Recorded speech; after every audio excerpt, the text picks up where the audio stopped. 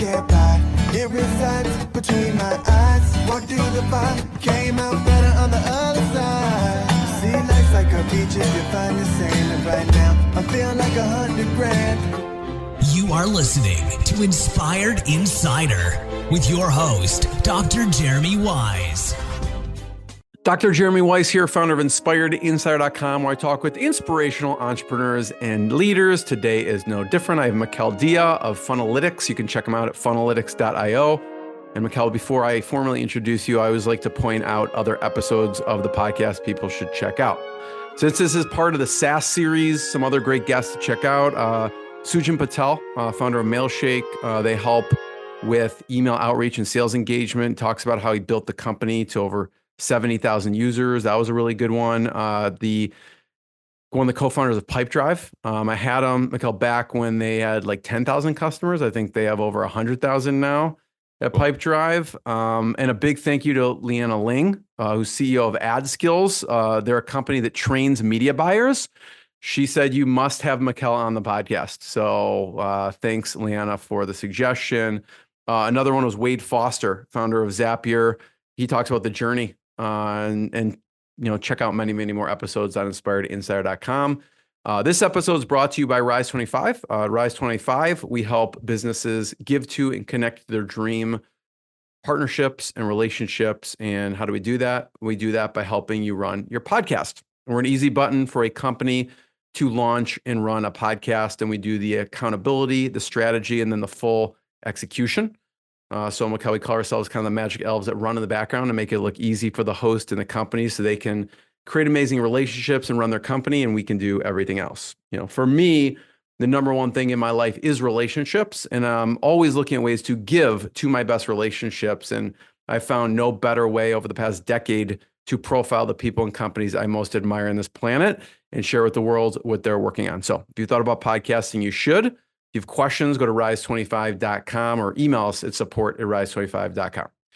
I'm excited to introduce Mikael Dia. He's a digital marketing expert and the founder of Funnelytics, which is a leading analytics and funnel mapping platform. And Mikael has transformed how businesses understand and optimize their customer journeys, and that's using data-driven strategies. So Funnelytics helps to track, report, and optimize your marketing funnels using a visual canvas. And I'll do a screen share. We'll kind of poke around the website a little bit.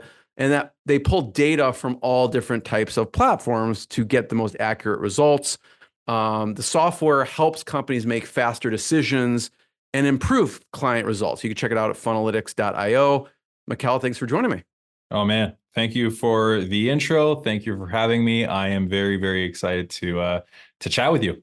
You have a really interesting journey. We'll kind of go in reverse order because I want to hear about Funnelytics first, but you've started other companies, language learning companies. You had an agency as well. This is kind of where Funnelytics come out of. But let's just start with Funnelytics and what you do.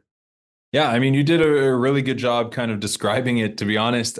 We've basically built an analytics-powered whiteboard is kind of how I like to say it.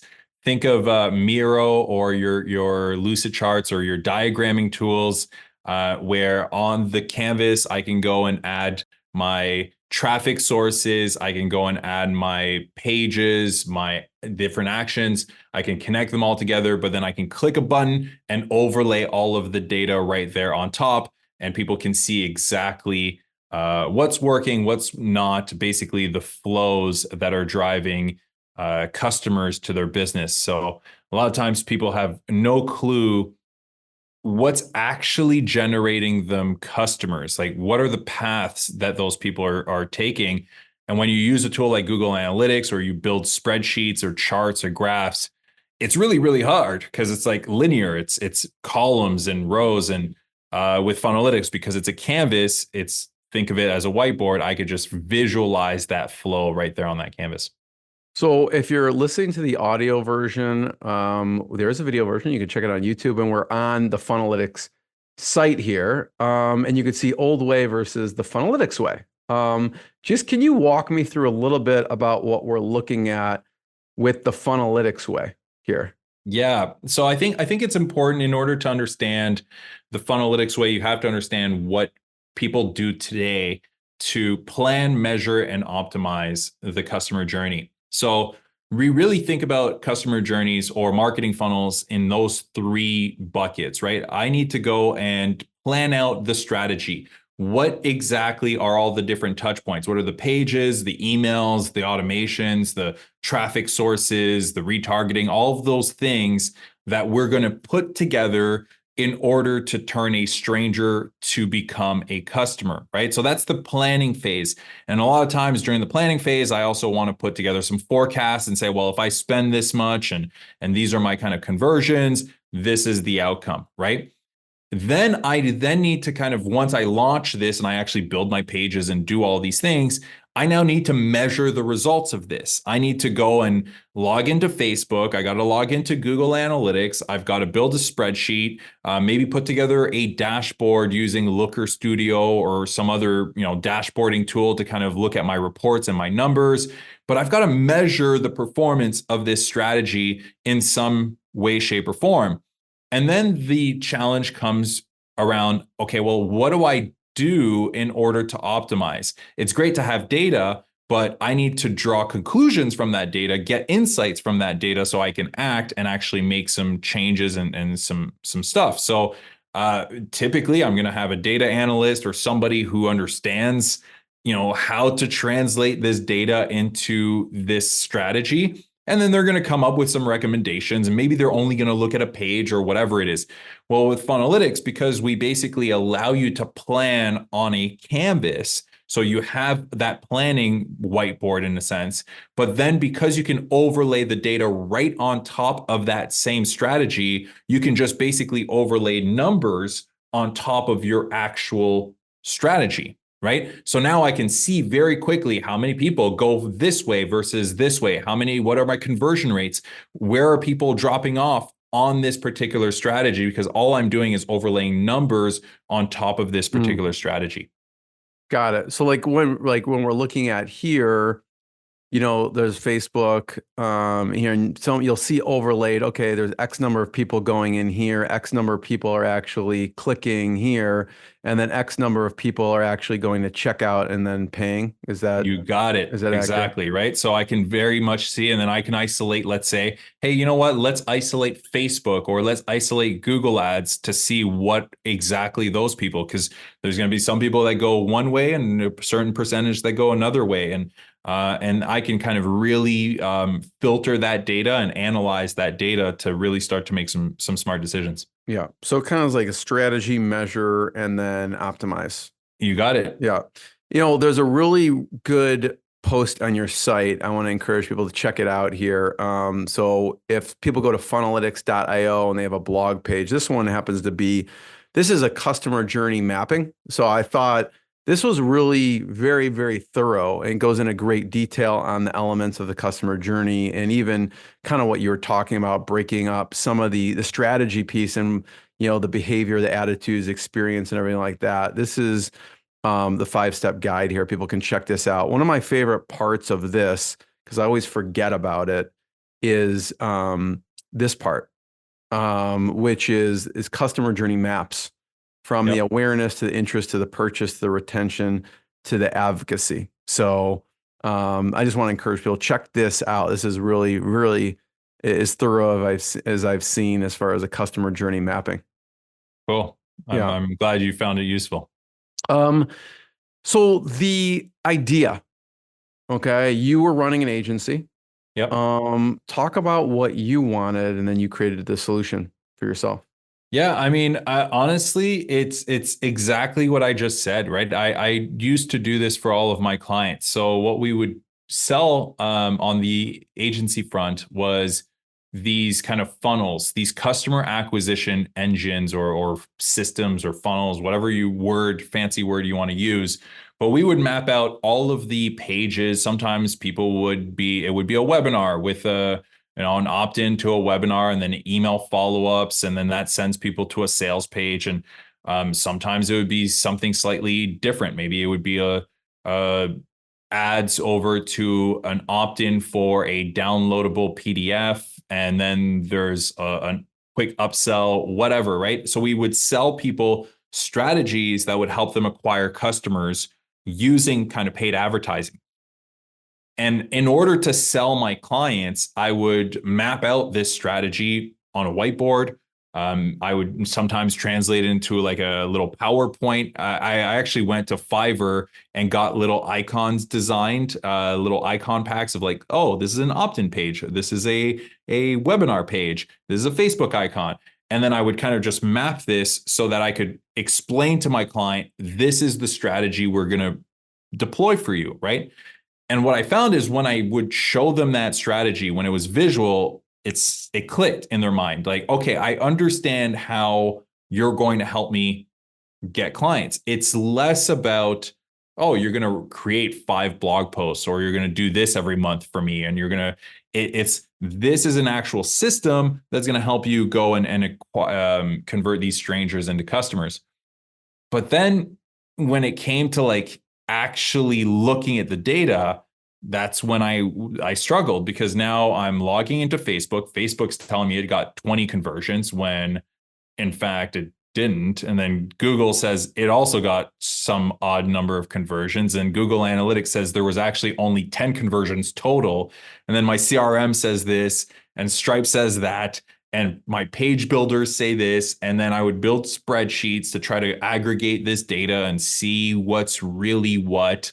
And then when I would report back to my clients, I would report in a kind of dashboard format. So I would show them a chart or a graph, and I would show, and it didn't click for them. It didn't make much sense. So again, the idea was, man, wouldn't it be cool if I could just have a digital whiteboard that allowed me to visualize this strategy and then click a button and just overlay these numbers on top? I mean, how hard could that be?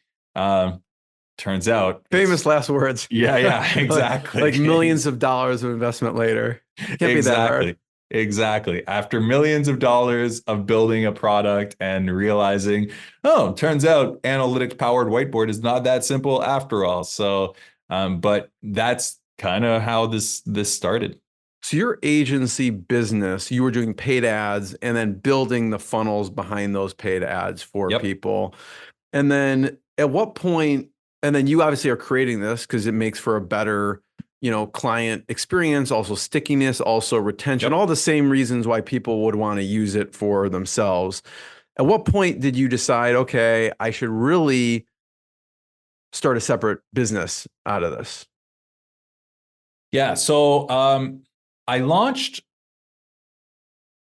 I started building the tool and I hired a developer near the beginning of 2017. Maybe it was near the end of 2016. I don't know. It was somewhere around there, and it was like part-time, right? I was running my agency full-time, and it was just, again, I was just using profits from my agency to pay this developer on the side. And I remember it was around like maybe October-ish, September, October, I went to a mastermind with a friend of mine, and I showed him the prototype of our mapping tool with the kind of idea of like the analytics, but the analytics was not at all ready. Like it was a prototype at that stage.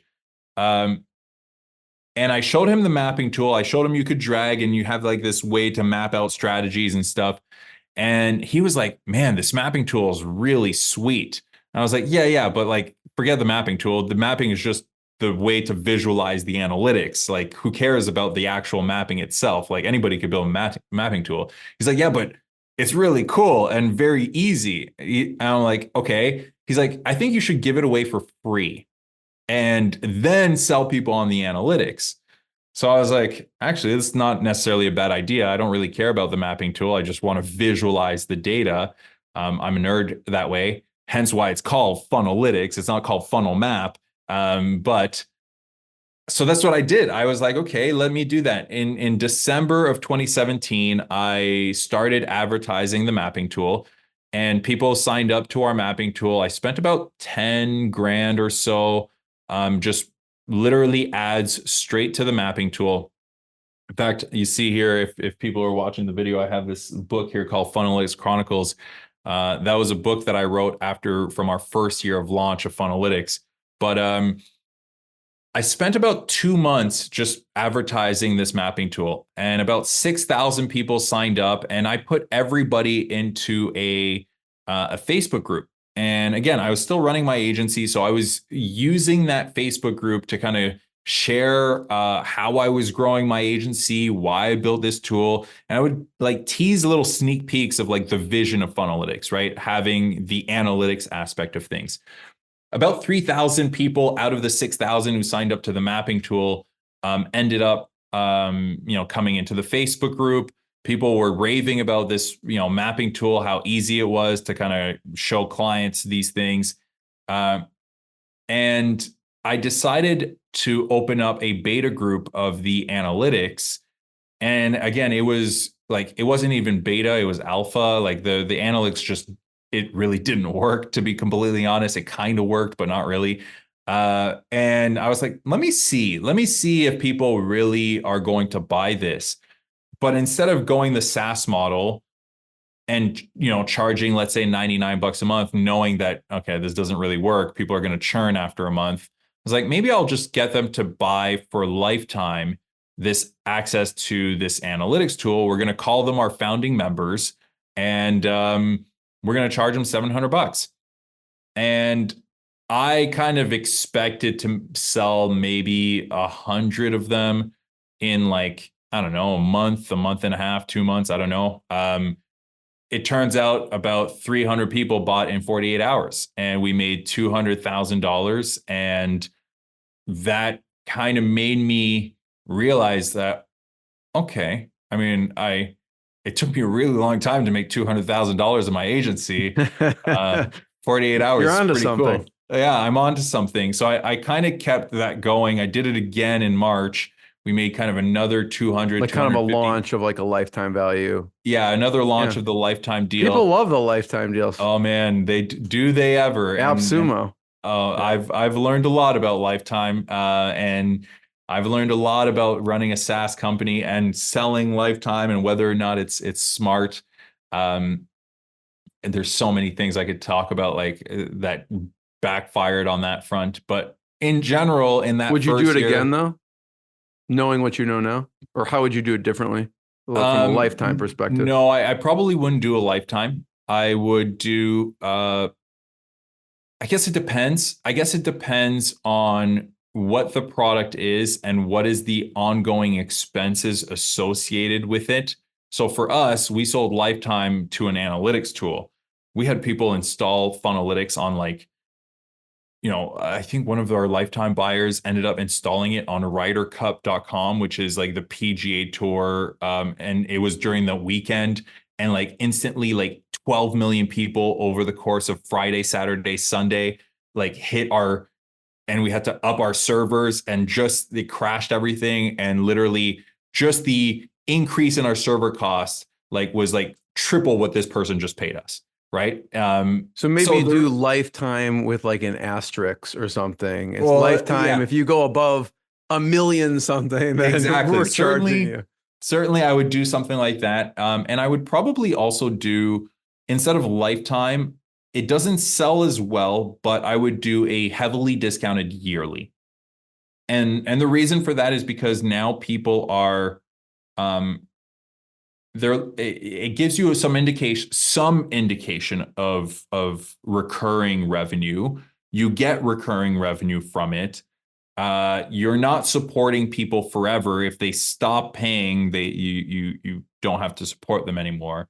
But I mean, can I complain? We made $1.5 million in our first year, another $2 million in our second year, kind of with this lifetime model. So it was what bootstrapped this company. It's what allowed us to kind of get off the ground.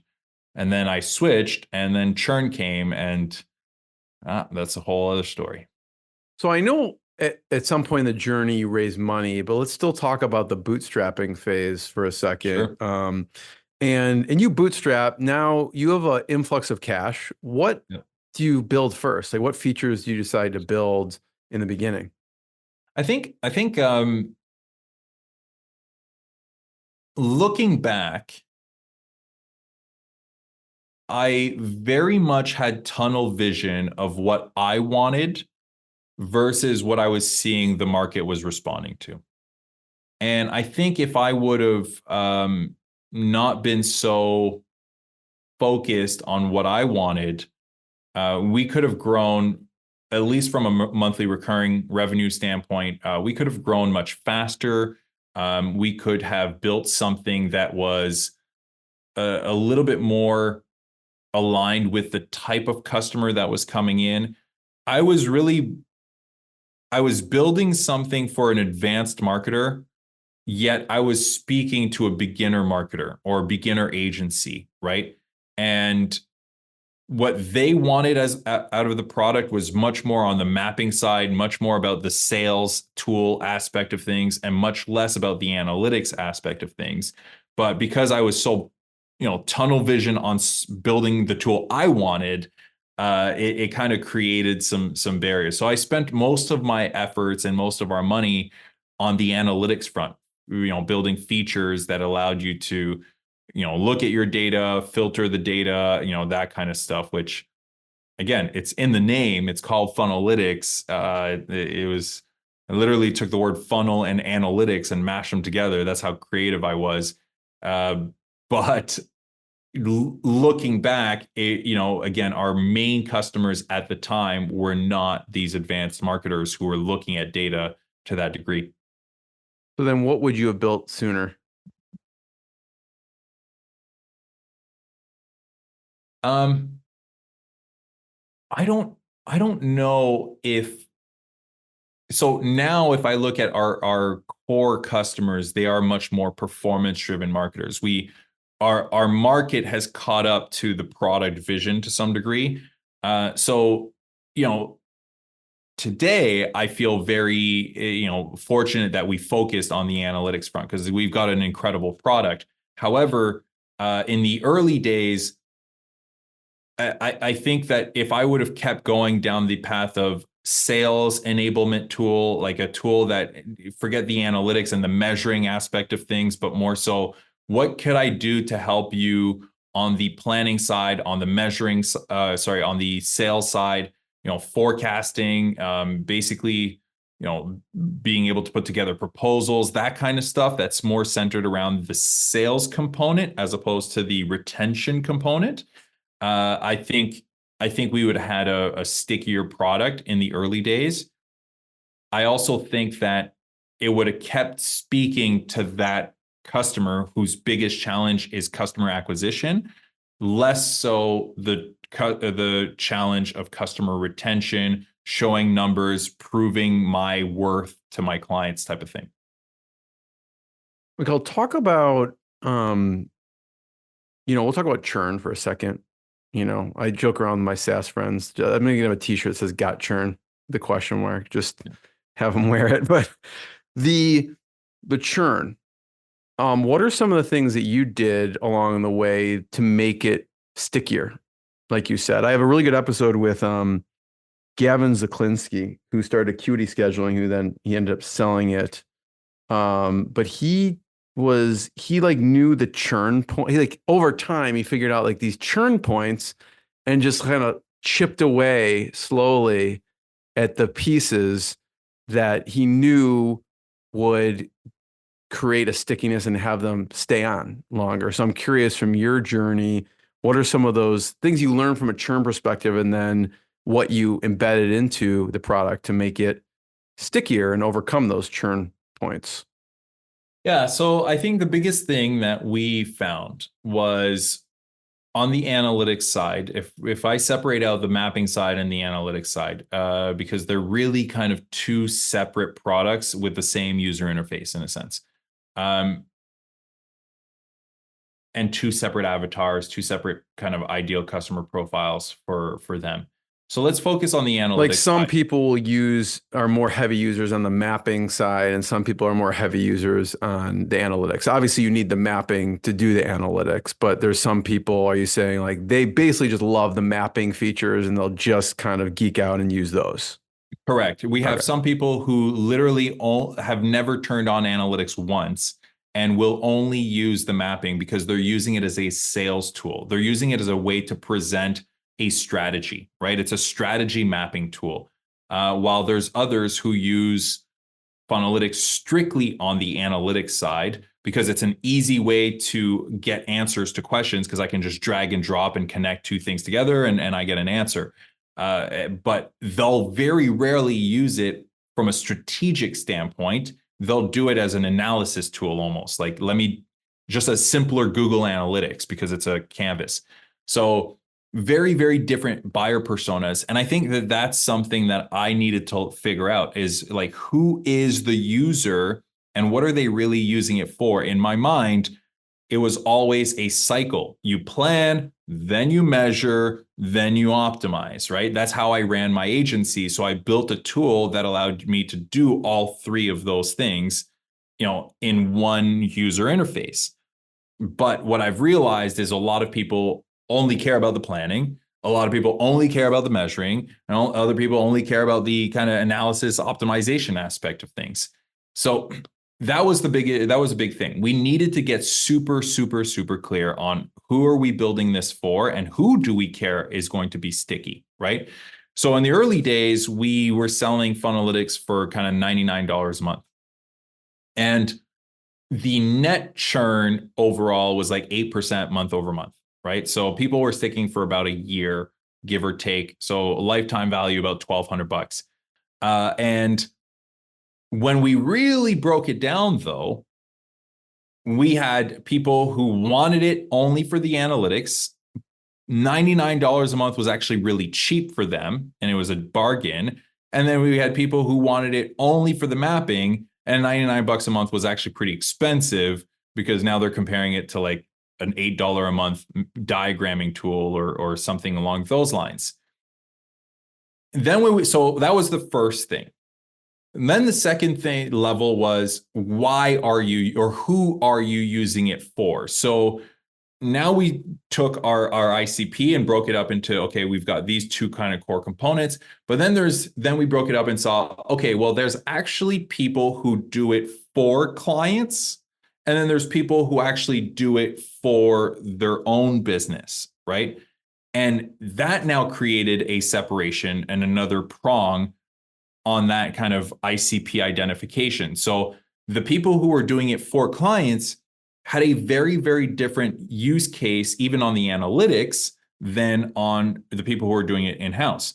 For example, the people who are doing it for clients, they cared a little bit more about reporting. They care a little bit more about just how do I present this easily and quickly, versus the ones who are doing it in-house cared more about how do I get the answer to this question so I know what to optimize. So a slightly different job to be done in a sense. And we dove deep into that as a company. So ICPs was a really key component to understanding churn. The second component was deciding what are the bottlenecks for the ICP that we want to go after.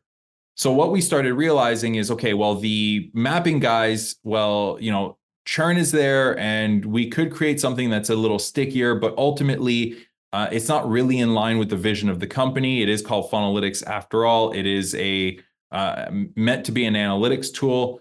We would probably have to reduce the price point, versus on the analytics front, if we find the right performance marketers, actually we could charge $500 a month. We could charge $1,000 a month because now we're competing with other true performance and analytics product. However, as we started breaking that down, we started realizing, okay, well, these are the two biggest barriers for them. Number one, how do I set up tracking? And number two, how do I make sure that the data is accurate, right? Those are basically the two biggest bottlenecks that we found on that front. So how do we start to reduce churn? Well, in the short term, as we were starting to move up market and we focused on the analytics front, as my team was building these features that, integrations, that kind of stuff to make it easier to integrate the platform, we used a lot of kind of account management and customer success to have different touch points, help them get onboarded properly, help them with the client setup, train them in the right way. So it became less of a product-led approach, a little bit more of a kind of success-led approach, right? So that's kind of how we started really There's more doubling of like down. a kind of like a white glove type of situation. It's not like, hey, sign up, good luck. It's like, oh, sign up, and we'll have some, Onboarding, all that. specialists to help actually get you through setting it up and get you through the biggest obstacles. You got it, right? And that really is how we started chipping away at churn. Is we started understanding who are the customers.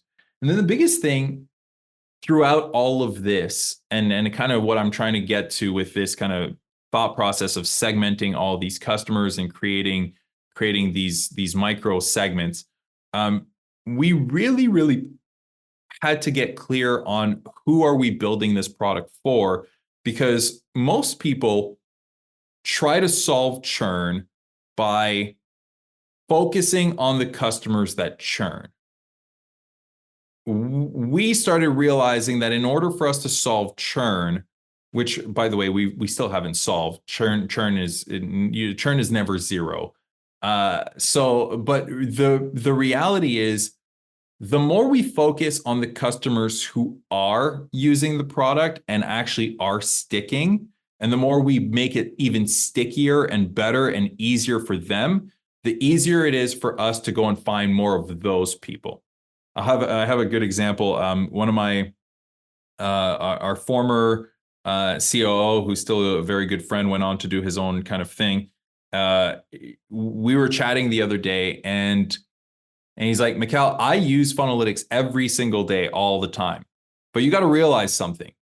I'm a huge marketing nerd. And by the way, you're also a huge marketing nerd. You built a tool for marketing nerds that you're trying to sell to everyone, right? But if you keep thinking about how do I get more marketing nerds, then now the churn problem goes away, because you're really only looking at churn in this little sphere of marketing nerds, right? Who love data, who love to kind of dive into the nitty-gritty numbers and that kind of stuff. And now the churn is actually close to zero because they actually love the tool. So we got to start thinking about where is our ideal customer segment, and that's really where product market fit comes in. Now, do you have a proper go-to-market motion? Do you have a proper way to go and acquire more of those marketing nerds, in a sense, and ignore everybody else, right? And that's kind of the thought process around. No, I appreciate you walking through that. That makes sense, because you could have gone the route of, okay, we could separate this product. It's $30 a month if you just want the mapping tool, and it's going to be X amount for the analytics tool, but you really didn't want to attract and compete in that, and that wasn't an ideal customer for you, right? And so it seems like you went the other route and go, well, that's not really who we're focused in on. You really zeroed in on who's ideal, and then, obviously built the tool and the features for that, which is interesting, because you could have, taken low hanging fruit, I guess, and be like, hey, like, we have a bunch of these mapping tools, we can have a separate price for it, but then you would attract a totally different type of. Oh, I think that's the key, right? Is you end up attracting a very, and we tried selling the mapping tool, and we tried kind of going down that path of separating Funnelytics Map versus Funnelytics Performance, and we called it different kind of things. But what we realized is people didn't jump, right? It didn't bridge the gap, even though it's the same user interface. We kind of thought, okay, well, if it's the same user interface, if we have really clever upsells and things in the app, some people will go and jump to the other side. But because it's such a different job to be done, because it's such a different mindset, and it's actually a different person, they never did. So now it's just like, well, we're just marketing two completely separate products under the same brand, which creates confusion. Now people come to us and they're like, oh, I thought you were a mapping tool. And it's like, or, oh, I didn't know you did analytics, or, and it's like, now the message to the market becomes very, very confusing. At what point do you decide, okay, I'm going to raise money for this? Because obviously you did a great job bootstrapping. You sold a lot, in that phase. Why, at what point you said, okay, I need to raise money?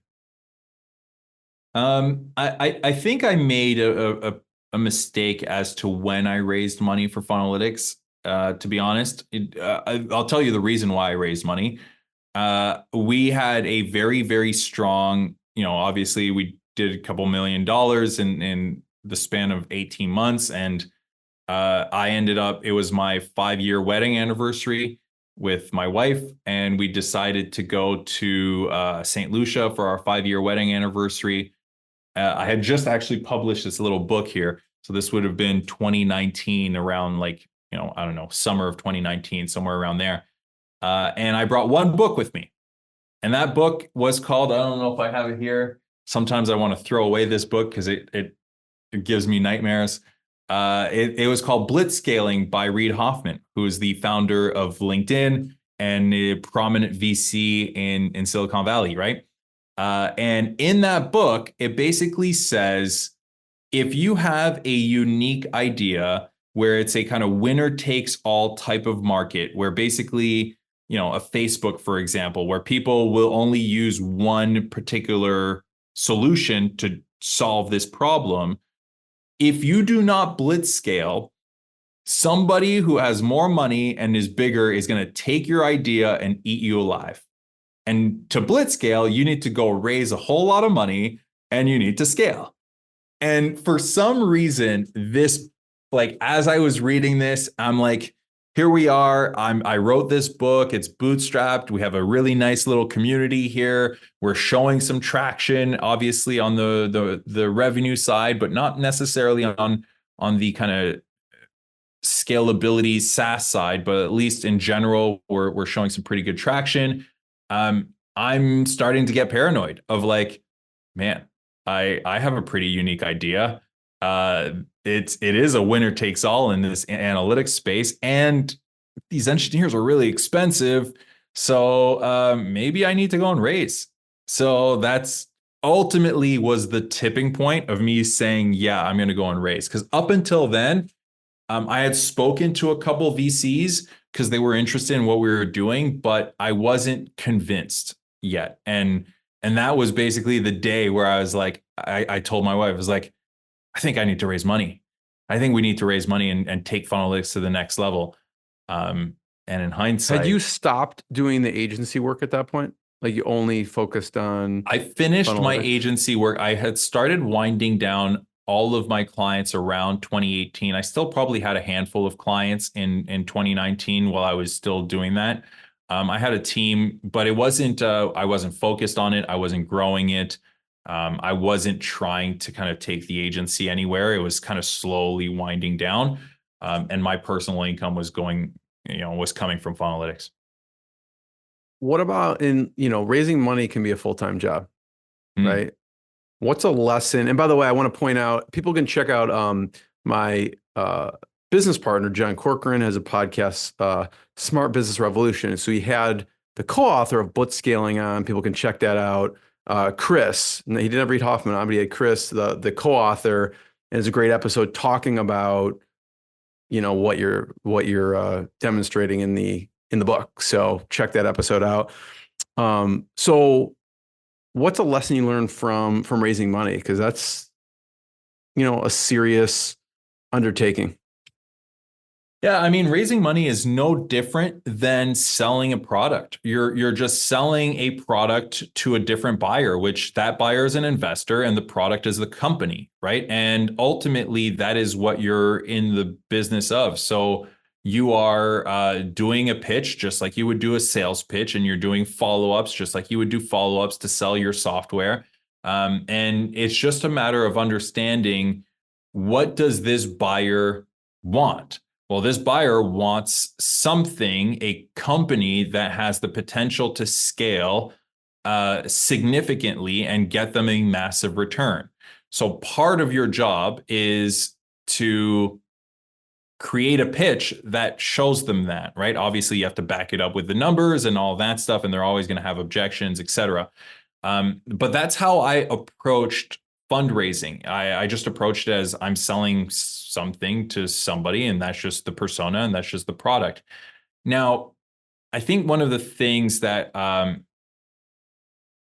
think was an interesting process is I think truthfully, I've reflected on this a lot. Subconsciously, I don't think I never really wanted to raise. And even though on the surface I did, and I told myself I would, so I didn't really go down the road of like, let's call it Canva, for example, Melanie Perkins, who's raised a lot and has grown Canva to billions of dollars. And she famously kind of said that she's had hundreds of pitches and hundreds of no's and all that stuff. Like for me, it wasn't that. For me, I had one chat with one VC prior to going on vacation. This was when I was still in kind of lifetime mode. They weren't interested in the lifetime, but they were super impressed with how much money I was able to generate from a marketing standpoint. So they were super impressed by me as a founder. I just hadn't proven to them the recurring revenue side. So after I went away on that vacation, now I kind of came back with the mindset of, okay, I need to raise. Who's my lowest hanging fruit? Just like a customer, who's your lowest hanging fruit to close? These guys, well, this is their biggest objection. So let me go and solve that right now. So I went and switched from lifetime to yearly and started doing monthly plans. And of course, all of the momentum just carried on. And we now started stacking monthly recurring revenue. And of course, I went back to them and said, hey guys, you guys were excited by me. Here's me solving the one thing that you needed me to solve. So let's sign a deal, right? And sure enough, they're like, okay, they signed a deal. And I went and took that momentum to find a couple other VCs to stack on and kept going, right? So I didn't get a whole lot of no's. I didn't have to line up a whole lot of pitches.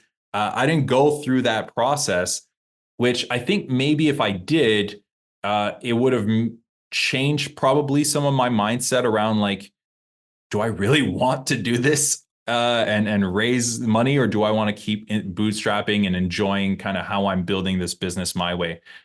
Because once you have VCs, it changes how you approach your business. Subconsciously, it's changed how I approach my business. So yeah. Mikael, I love how you think so rationally through and make it so simple. It's not easy, but it's like, oh, I just need to solve their objection. And then that's it, right?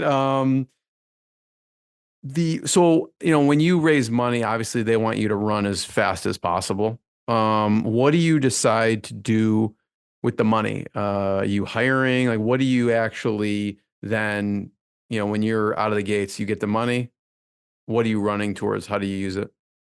So I use the money. I knew that like the way we built Funnelytics 1.0 was not scalable from an analytics standpoint. And we knew that in order for me to kind of scale, it was about the analytics, not about the mapping tool. Certainly the VCs didn't invest in a mapping tool that's not defensible. It's too easy to replicate. They invested in kind of the analytics aspect of things. And I knew that that's where I wanted to go, but I also knew that the way we had built Funnelytics 1.0 was not scalable. So I used the money to build Funnelytics 2.0. And that was kind of my first round. My first round was hiring an engineering team, rebuilding Funnelytics from the ground up to be more of a analytics first platform while still maintaining kind of the visual canvas element of things. And slowly starting to prove out that we can go up market.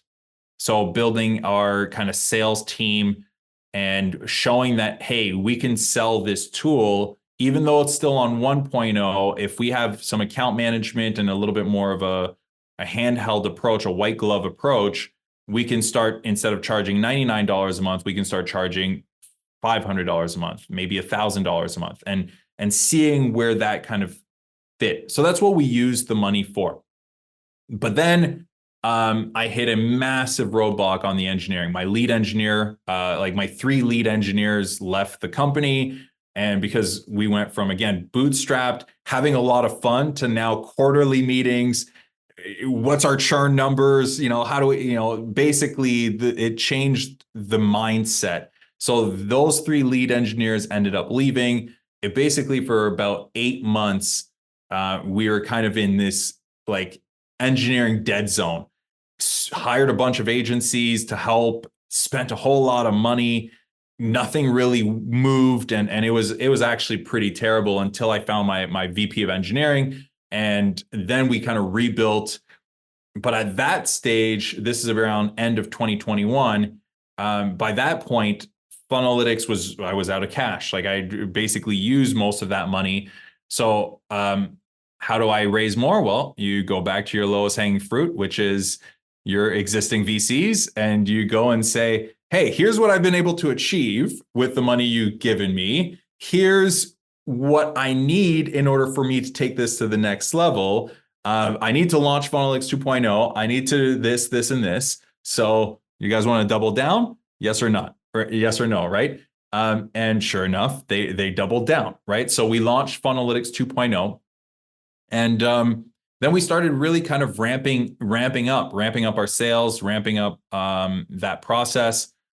And we hit another big roadblock. We basically by the end of kind of 2022, 2023, we were burning too much money. We weren't scaling fast enough to hit our Series A, but I raised 2 rounds. So I diluted myself quite a bit in the process. So we weren't we'd raised kind of this post-seed round, but we weren't at the metrics really needed to hit a proper Series A, specifically when we're looking at our Funnelytics 2.0 product, where the value of these customers is higher. In general, our total MRR was pretty up there, but for that core segment, it wasn't, right? And our 1.0 MRR was kind of going down. Our 2.0 MRR was going up. So we kind of got to a stage where we had to make some decisions, and I had to lay off a lot of people and kind of go back to almost a profit first bootstrap mentality. So the win is I got a really incredible product built out of raising the money, but the con is that, it wasn't able to kind of hit that VC scale in order to kind of keep going down that trajectory. So now at this stage, it's fun because we get to go back to that bootstrap scaling profitably type of mindset with a really good product behind us, not one that crashes once you install it on a Ryder Cup. It's really just hard to sustain that type of growth in general. It reminds me, really hard. Mikael, have you ever seen Silicon Valley, the scene at the bar where the guy is just talking to the other person of like all the things you need to do once you start raising money? I don't know if you've seen that scene before. I have. It's that runs through my head. It's spot on. I know we have a couple minutes. Well, thanks for sharing your mindset and your journey. This has been really valuable. I have one last question, and I just want to point people to check out funnelytics.io to learn more. I want to talk about Funnel Daddy. Oh, yeah. Funnel Daddy. I forgot that I told you about Funnel Daddy. Yeah. So talk about Funnel What do you want to Daddy. know about Funnel Daddy? Whatever you think is relevant. Yeah, cool. So Funnel Daddy is one of our clients and users of Funnelytics. He calls himself Funnel Daddy. It's hilarious because he actually wears a crown and he's a character. He's a really, really good guy. But he's kind of the essential person that I think about when I look at Funnelytics, because forget the name funnels and all that stuff, but really he's in the business of helping other businesses, usually in his case coaches, consultants, to really launch a strategy that's going to help them acquire customers. And he's adopted kind of this mindset of, I'm going to map out the strategy for them, then I'm going to go and actually launch it. I'm going to measure the results. And with our tool, he's been able to close like $50,000, funnel builds, and then put people on $10,000 per month retainers, because again, it's about being able to communicate to your client what is going to help them get the results that they care about. And more importantly, how can you show them that the efforts and the stuff that you're putting in is actually driving those results? And if it's not, what are you going to do to fix it? And that's ultimately why we built this tool and what Funnelytics is all about. So Funnel Daddy, shout out to him. Mikael, I want to be the first one to thank you. Everyone check out funnelytics.io. Check out more episodes of the podcast, and we'll see everyone next time. Thank you. Thanks. What I got, you can't buy. It resides between my eyes. Walked through the fire, came out better on the other side. See, life's like a beach if you find the sailing right now. I'm feeling like $100 grand.